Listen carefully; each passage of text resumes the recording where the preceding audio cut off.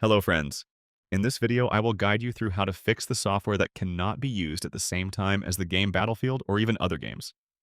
So first up, go and open up your favorite browser. Now type down Interception GitHub, hit on enter, click on the first search result Oblitum Interception.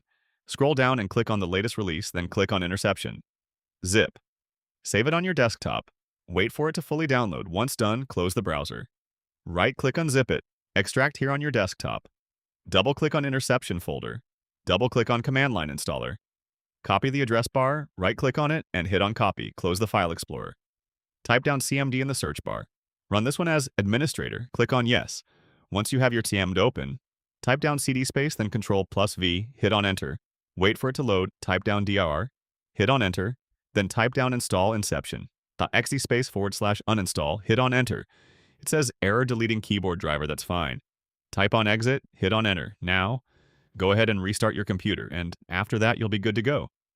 Thank you for watching Quick Tweak.